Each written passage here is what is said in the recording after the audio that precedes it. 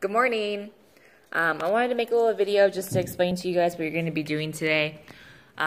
It's pretty simple. You're just going to have some time to work on your FOA, but before you get working on your FOA, you're going to have a meeting with your group, whether or not you're deciding to present as a group, and you're each going to share your individual proposals. So you should spend about 5 minutes per person, each person talking about the text that they're going to analyze, or the activity that they're going to do, or some combination of both.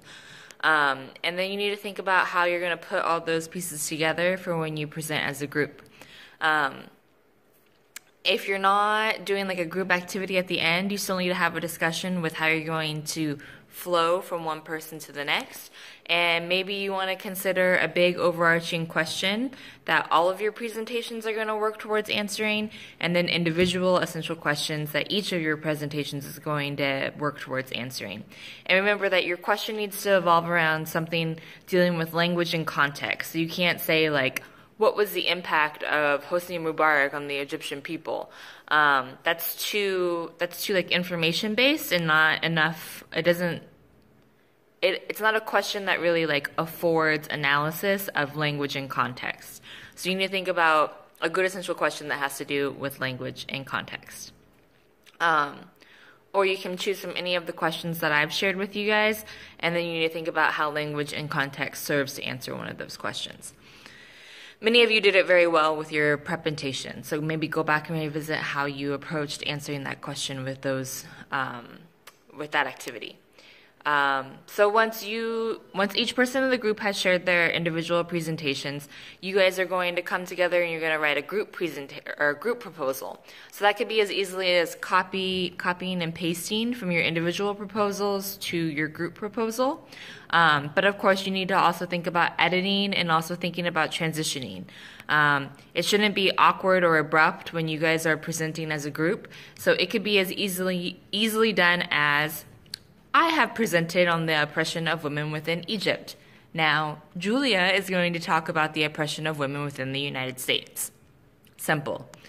Or if it's a more specific facet, you can definitely do that. So I'm talking about the oppression of women based on clothes. So-and-so is going to talk about the oppression of women based on language from the government.